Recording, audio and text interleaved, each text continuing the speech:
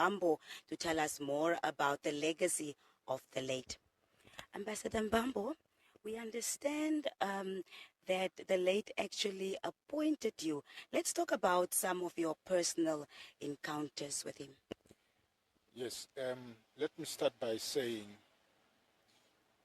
we have, as Namibian, to thank God for a gift that he gave to us as Namibian in the form of a person like Dr. Sam Safishuna Nujoma, who led us during the struggle, and he still continued leading us after the independence.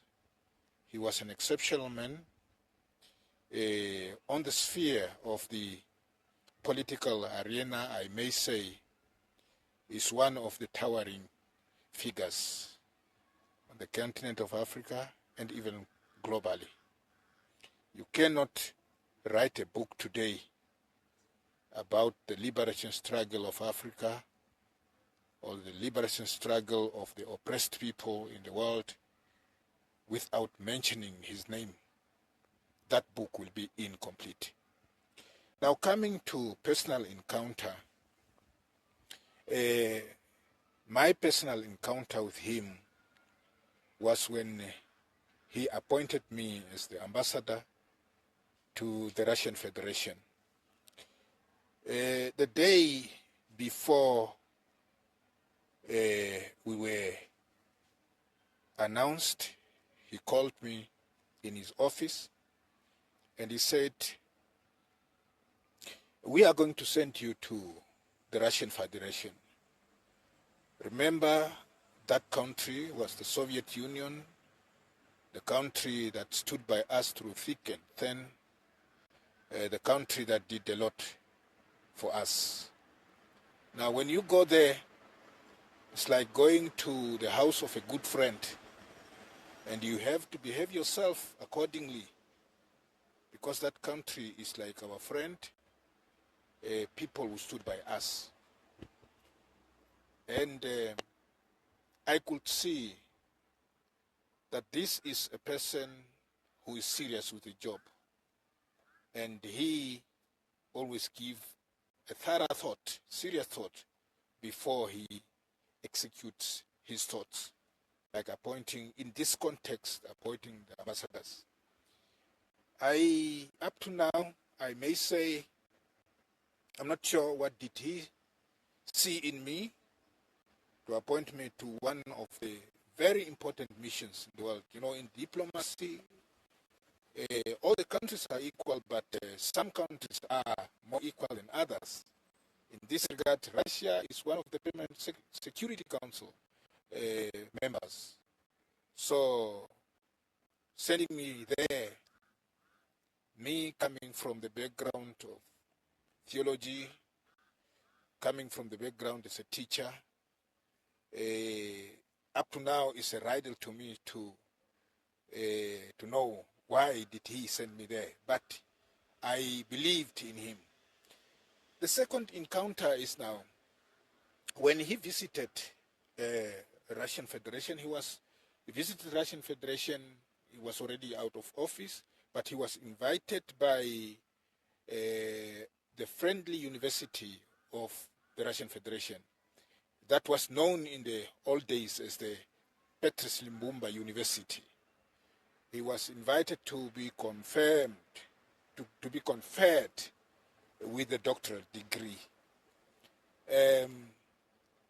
The day when he arrived, I received him and we went in his room, and he said, "I brought a letter with me from the president, Hifikepunye Pohamba, and he instructed me that I should give this letter in personal to him.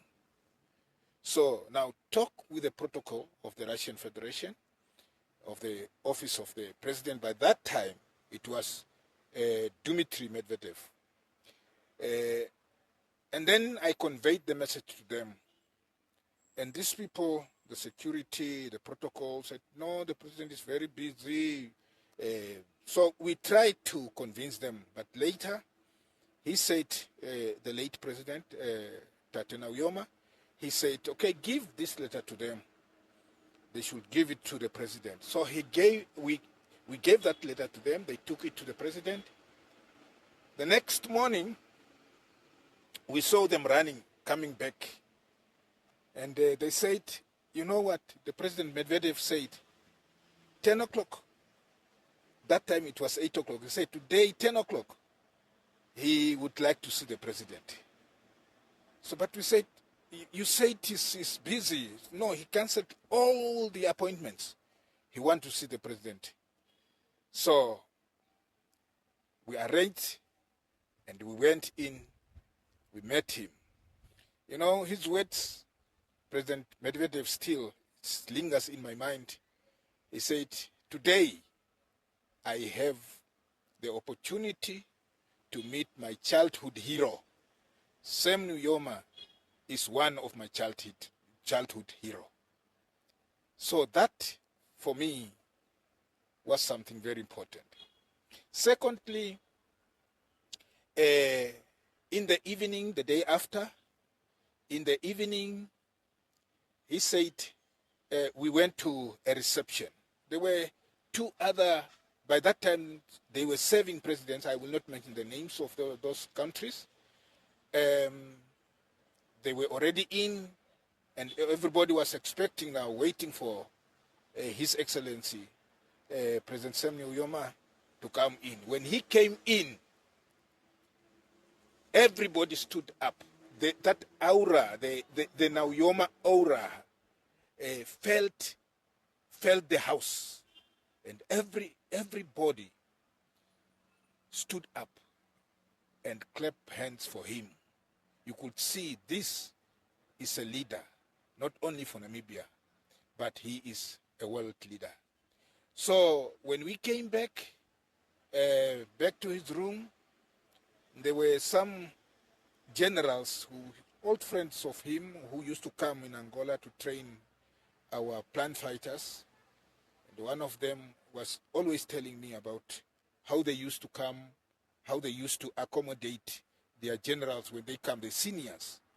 And what he said to me, he said, you know, Sam Nujoma was such a leader that when our seniors from Moscow visit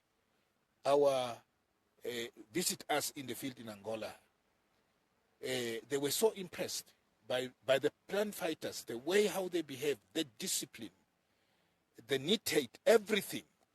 It is impressive. You could see this is a leader who knows what is doing. These are some of the highlights of the encounter with him. And another one on a lighter note, we went in the morning, he went for checkup. And then with his personal doctor, he took him in, he was checked up, and then the doctor, his personal doctor, is still up to his end, he was his personal doctor.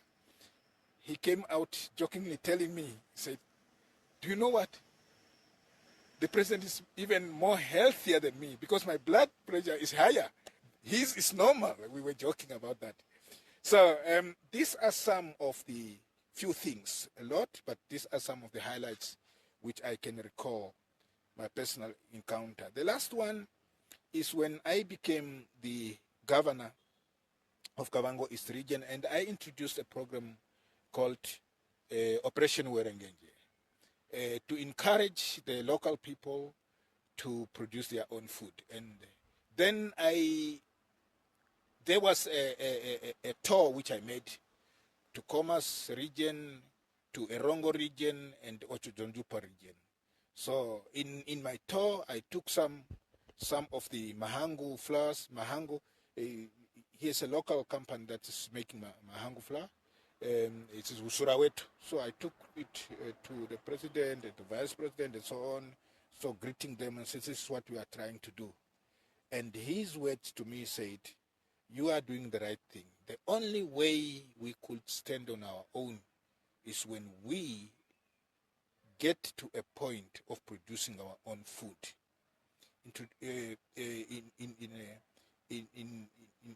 getting food from other countries is good, but you must always feed your own people. This is a program that should be supported. So I could see he's a person who likes, when coming to agriculture, when coming to food production, that part, is a person who would like to see that each and every person must get into the crop field and start producing his or her own food. All right, let's talk a bit about the late's vision for the Kavango regions. As I already mentioned, he was a man of agriculture inter alia, amongst many things. He's a man who encouraged us, a person who encouraged us to study. But when coming to agriculture, he envisioned that this region, Kavango region, by that time, Kavango East and Kavango West was one Kavango, could be a food basket of Namibia and maybe export food to the other parts of the world.